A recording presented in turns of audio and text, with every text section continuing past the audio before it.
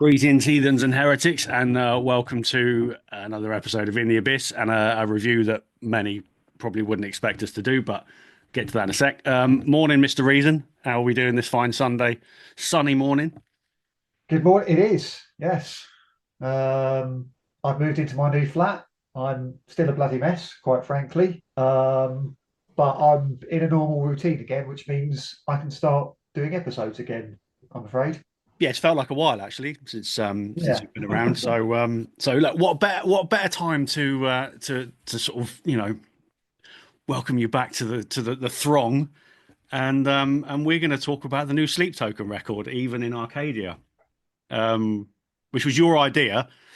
Yeah, So, sorry about that. so why are we talking about it? I suppose, in our position of, trust, really, within the Ooh, metal community, um, I think it behooves us to actually know what's going on with current rock and metal affairs, and okay. actually just to have an idea of, certainly the bigger bands that are popular. Um, it's easy just to sort of see anything that comes along as not our thing, and we'll ignore it. But I think we should we should at least give things a go and come up with an educated opinion at the very least, or even like the bands.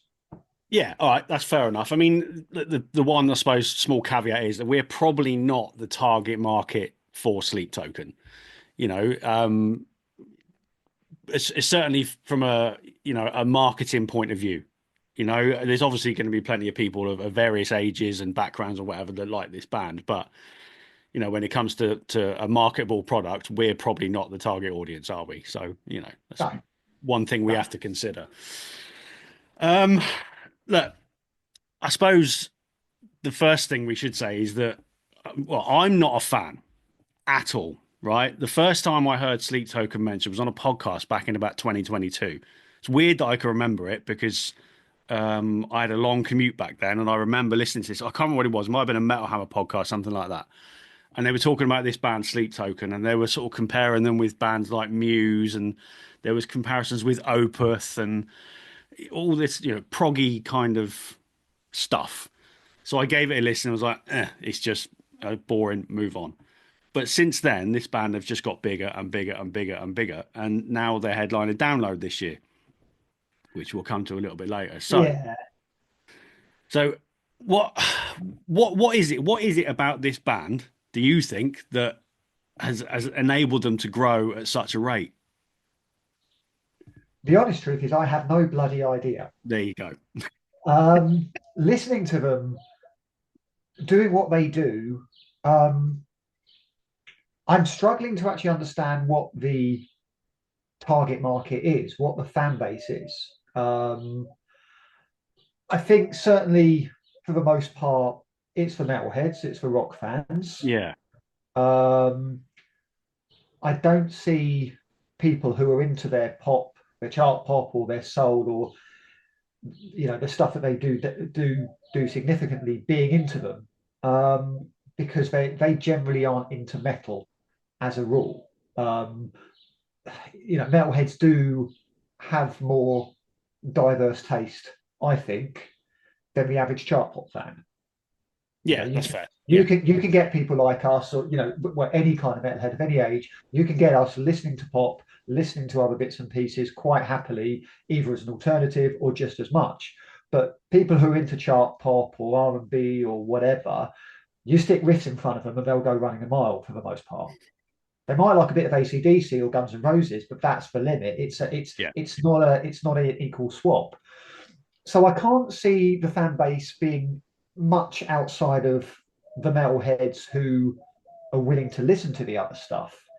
Um, so it does surprise me how they've grown, because it feels like a bit of a niche, um, in terms of the fan base they could appeal to, especially with how they're doing their stuff, because it's a very light form of music for the most part yeah.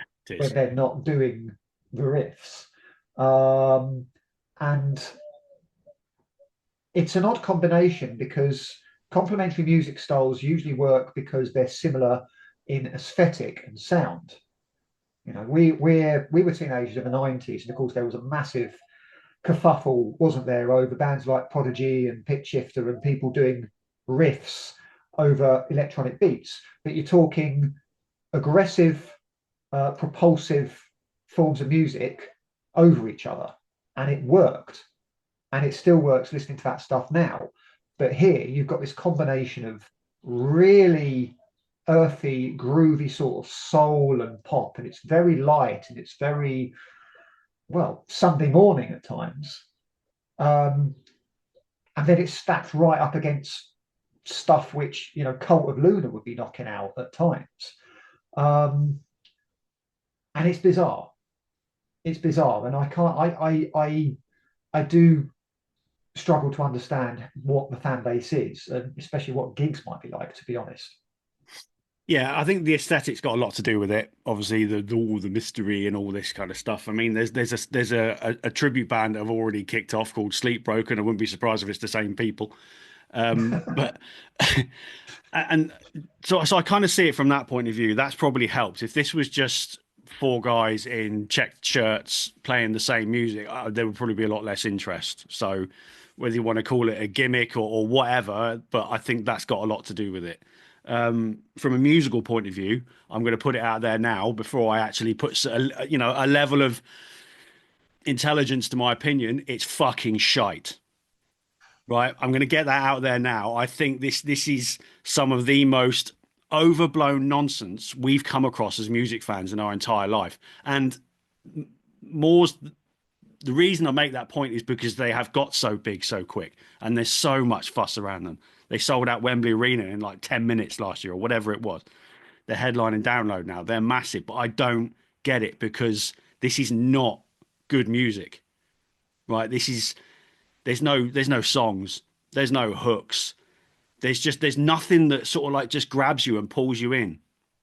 I can listen to a lot of music that I don't like and still understand why people like it and go, yeah, there's a hook there and all that. This is not from a narrow-minded metalhead point of view. I just think it's poorly written music. I just think it's dull. It's yeah. I the general feeling I get, certainly from listening to two albums, is one of ultimately boredom. Yeah, Um, the approach that they seem to take with their music, which is original, because no other bands have been doing it like this before, so I will credit that it's original. Is taking it in turns to do these different sort of styles. You've got the pop, you've got the R&B, you've got the soul, and you've got the metal. And yeah, okay, it's new slash gent metal, but yeah, it's metal for the sake of argument. Um, but it's not all blended together. It's taking turns. This feels like a group of mates who are into different things. You've got the lads who like Deftones, you've got the lads who, like a bit of UK garage or a bit of old soul or whatever. And it's like, let's do a band, and then you can do your bit, and then you can do and then your bit. And everyone's happy. Um, and the ultimate result is that it's actually quite predictable at the end. yeah, Through the album, I'm listening to it and thinking, oh, I know what comes next. I yeah. know how this one's going to start. It's like, you've got the piano there, and I like a bit of piano sort of thrown into the mix every now and again, but not this kind of piano. I think that at one point they sound like Coldplay jamming with Deftones, Oh, God. and that is not an attractive proposition. Um, and yeah, it is predictable, and because of how they're putting these styles together, it comes across as contrived and, dare I say it, a bit safe and conservative. Yes. Um, and so, whilst I can understand the comments of originality, I cannot understand um, the useful word innovative. Yeah, it's definitely innovative. And the point you make about it not, not there's no sort of coherent flow within the songs. When a heavy bit kicks in, it feels like, oh, we need to put a heavy bit in here. Let's do this simple riff. Let's just drop that in there, and then we go back to the So Solid Crew nonsense straight after it. It doesn't work, right? And this kind of thing, if you were to do it well, if it was well written and it had some drama and some pomp, it could be really good. This sort of thing should make the hairs on the back of your neck stand up. You should be blown away by the creation of atmosphere. It should, like you say, like bands like Cult of Luna do in their sleep. Right, but this is almost trying too hard. Sometimes it feels like they're a fucking industry plant because it's almost like, right, if we put all these things together, I reckon people will buy into it, and they have. That's how I feel about it, and that's what pisses me off so much about it. It just doesn't feel, and we go back to that word again, authentic in any way, shape, or form. Yeah, I mean, I'm really cautious about accusing a band of being authentic. Well, not authentic more than anything. I know straight away when a band is being authentic, but I feel it's not my place to say otherwise. But I do wonder about this. I don't think it is unauthentic. I think they all like this stuff. I think they all want to do this stuff. And I think it's, believe it or not, I think what they're doing is done quite well. It's just, is it ultimately good? Is the question. You can do something well, but it doesn't mean that thing in Mm. itself is good. And I think if you're doing something well, that means you are into it. It is authentic. I don't deny that at all. But for what we said so far, the lack of hooks, the lack of riffs and melodies. I mean, you've got these underlying electronic sort of melodies that underpin the piano and the singing and all that, and that's quite common in chart pop these days. But there's nothing timeless. No, I I fear for their longevity. I really do. I especially how they've become so big so quickly. I don't see them lasting another 5 years. no, And I think in 10 years' time, we're going to get articles and conversations on the internet of people saying, "Oh, what the hell was all that about?" yeah, Um, yeah. for I me, don't see how they're going to hold attention from 80,000 people at download for this an is hour it. and a half. And I Well, there'll think, be a massive production, won't there? That will carry it. well, yeah, absolutely. And I do have a theory about the fan base. I'll come on to shortly, and I think I mentioned previously privately. But you talked about the progressive stuff earlier. Um, I I struggle to call them metal. Yeah, I definitely really not. do. Um, the metal bits aren't enough. No, I mean, as an example, I listened to the previous album a couple of times because I wanted to get it. Um, and you've got tracks like Vor, which are metal predominantly, and I liked that. If they did a whole album of that, I'd be interested because they did that very well. But they're not doing that for the most part. That was almost an aberration. But the last album was 63 minutes long. And do you want to take a guess at how much there were obvious metal passages in the album? yeah, you said you were going to do this. So go on then. What? I mean, I wouldn't even know where to start, to be honest, because I've not listened to it all the way through. And Not even a guess. it can't be much more than a few minutes. I don't know. I don't know. Put me out of my misery. Pretty much bang on 20 minutes Out of 63 out minutes. of 63. It's not even a third. So, yeah, okay, if that's part of what you do, fair enough. But Yeah, you can't call yourself metal. I'm sorry, you just can't. And you can't even call yourself rock because you can't say, well, we're doing metal and we're doing pop, so we're going to meet in the middle. No, rock is a very distinctive form of yeah, guitar music. You're doing metal very, very little of the time, and you're doing everything else. You're not, sorry, but if you're going to call yourself metal, you have to call yourself pop. You have to call yourself soul because there's more of that. If this was the first past the post election, there's probably a bit more of that stuff than there is metal. So I don't want to hear this they're a metal band stuff because they are at this. They're not. If you want no, to they're say not. they're They're good, not. They're not. that's a different conversation. They're not a metal band, and I'm struggling to think of a label because I know we don't like labels. It's just good music in it. No, sorry, we like labels. We got to be able to talk about bands, and the only thing I can really call them, I think, is progressive pop. Okay. I think because you brought the prog thing up earlier, you mentioned those comparisons, and I think they're quite viable when you consider the journey of all their stuff, how they go from different things to different things and move about all over the place. I think that's a viable word. Um, and if I'm going to use that comparison, if I'm going to bring up Genesis, yeah, which we rarely do Fuck. on this. And you know what? I still need to listen to their early stuff, the Peter Gabriel stuff. But if you think about those early albums, and as lauded as they were, they, after Peter Gabriel left, I don't think they'd have lasted very long if they'd have continued with what they were doing. No, no, they wouldn't. Yeah, punk come along, pretty much killed off prog as a whole, or sent it very underground. And what Genesis did is they basically said to the drummer, "Hang on, you can sing a bit. Let's get you on a mic." And they started writing songs. We think now, as a whole, the memorable songs are the stuff they did later on. Yeah, of course they are. Your Mamas, your Yeah. Invisible Touches, Land of Confusion, for goodness sake. Even I Can't Dance. That was after they left the prog stuff. And I'm thinking, a band like this, you don't have memorable songs or choruses or riffs. If you do want a long career, you've got to start doing that. If you want to tone down the guitars or you want whatever, fine. But how you're approaching it now, I cannot see you lasting. But that brings me on to my point about the actual music. And I think, I don't know, there's a theory about why people like them, which might be controversial, but I've seen it about in times. And I, when I've heard them in the past, and again, especially on this album, which is very produced compared to the previous ones, it's almost like Hysteria compared to the previous albums, Pyromania.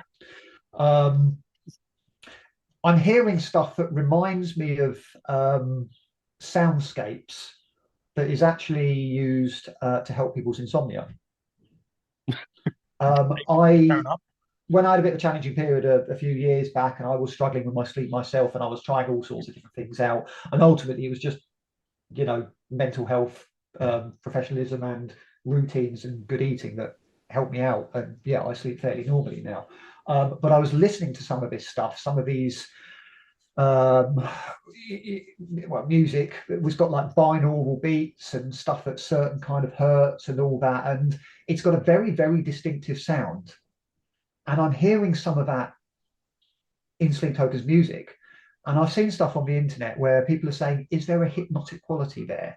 Is there a relaxing, sort of thing that makes you sort of, that gets you invested, which might pull some people in, but for those of us who basically have nothing going on up there, we haven't got any interest. All right, that's fair. Yeah, I It's a get, theory. I It's a get. theory. I'm Yeah. not. There's no science. I'm not going to try and argue the point. It's something I've noticed and something I can say. I can hear the similarities, and I do wonder. That would make sense because, yeah, they make my eyes roll into the back of my head, so it would kind of make sense. Um, let's talk about the heavy bits just quickly. We'll go through a couple of the songs, while we're here. Now, pretty much most of it follows a formula. A lot of it, like you say, it's very light. It's very R&B. It's garage, all that kind of stuff that's in there. It's all shit that I don't like. Um, but when these heavy bits kick in, um, they're very much token. Like I said earlier on, they're just sort of like dropped in, and they're also just weak. This is what I don't get. If you're going to throw in heavy bits, let's talk about bands like Architects and Spirit Box, who do that kind of, your keys and your synths, and then a big old heavy bit. If you're going to do a heavy bit, do a fucking heavy bit. Like have a bit of power and a bit of drama behind it. It's not. It's just this overproduced, overprocessed, simple guitar riff that goes on for about 30 seconds and then stops. And it just Yeah, there's no build to it. There's no nothing. It's just like we drop it in there, and then there's more R&B nonsense after that. And I just it from a juxtaposition point of view, it's just awkward. And I and mean, and it almost makes me angry when I'm listening to it. yeah, and of course, a lot of these, well, they're choruses, but they're not choruses because there's no No. vocals over them. They might do some shouting sometimes, but it is just putting some heavy riffs just to get that there. And well, they're less of a chorus; they're more like a breakdown, but they're trying to act as a chorus. Yeah. Yeah, and I think it works on the final track, Infinite Baths, which It's 8 fucking minutes long. well, yeah. And this is the thing, it's very much a final track. You've got this, well, the typical lie to build up, and it is quite savage at the end. It's quite heavy, there's lots of double pedal, it's in your face, but it's not something we'd see throughout the album if it was any other band. The riff is not memorable, but it's effective.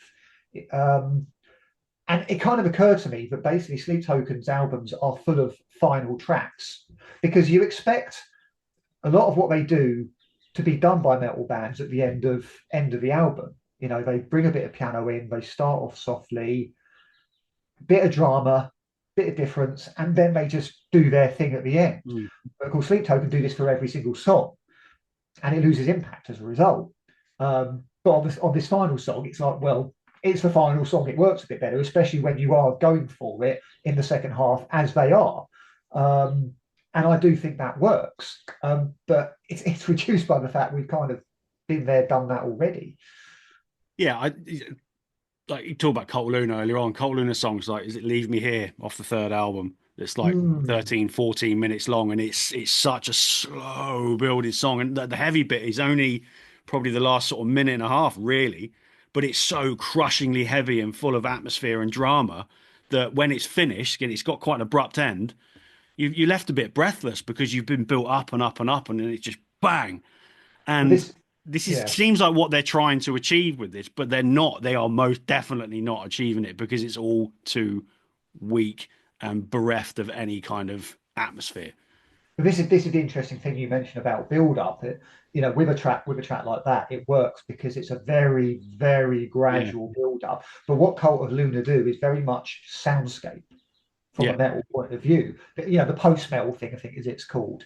Um, you know, we're very much in the realm of Tangerine Dream, for example. If I could bring it back to the prog thing, you know, it's that soundscape thing, it's that sort of build up. Um, and the approach here is it's got build up, but it's quite fractured yeah, because of what they're sort of yeah, putting into the mix before the heavy bits. yeah. So it doesn't make sense. Um, obviously a lot of it is very R&B driven. Caramel, which was one of the singles, which is just a it's just a pop song. Look, I think even Simon Cowell would have fucked that off. It's like a lazy X Factor audition. Stick to me like caramel. The lyrics just dreadful. The title track sounds like an interlude. A lot of this album sounds like an interlude, to be honest with you. Provider. I don't know. At this point, I was thinking, why am I still listening to this? Another pointless token heavy bit. The lyric, "I want to be a provider, garner you with silk like a spider." Fuck off. Just dreadful fucking lyrics. Damocles, how fucking dare a band like this take the sword of Damocles? How fucking dare they?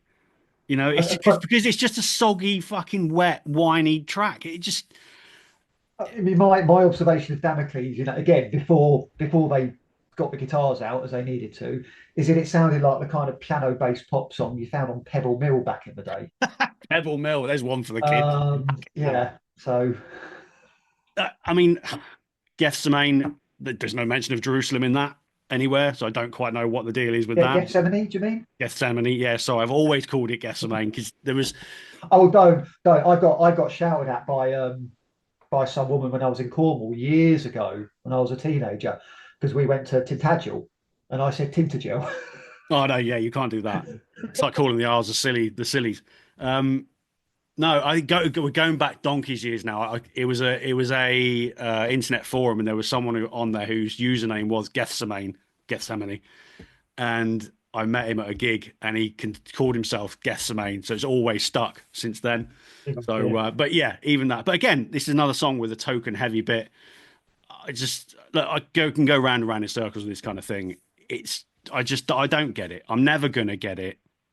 I'm It's probably not expected to get it, but I just don't believe that there is any kind of.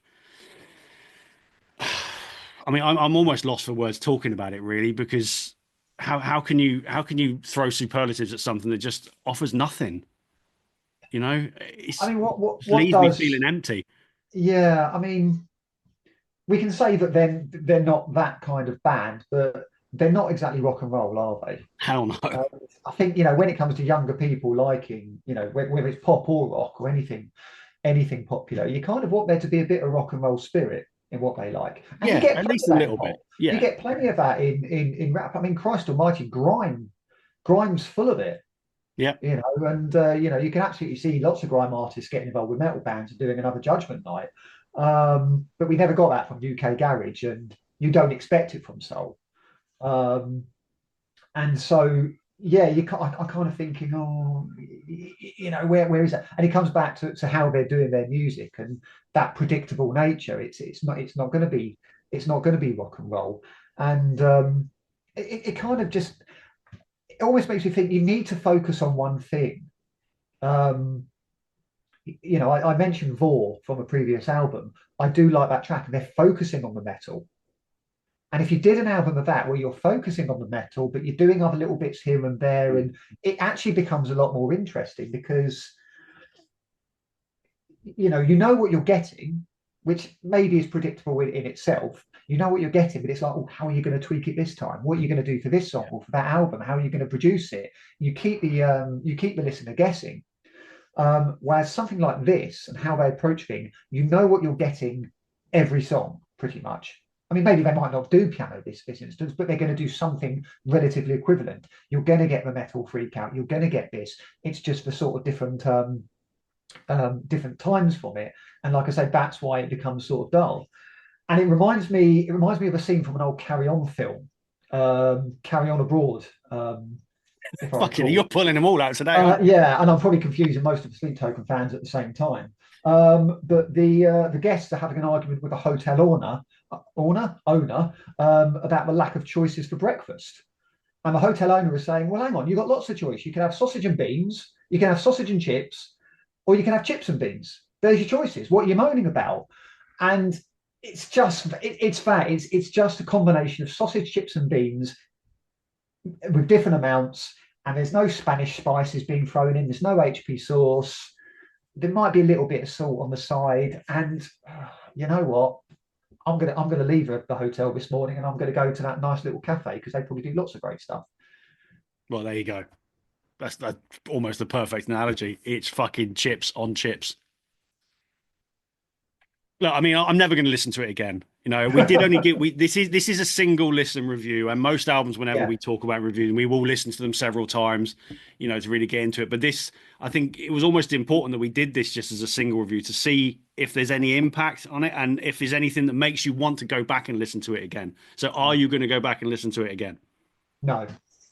Same here. So It's there you not. go. Look, it's. I'm gonna keep an eye on them. I'm curious to see what happens next. I'm very curious to see what the next album's going to be like because but I think they've got to change things up if they want a long career out of it.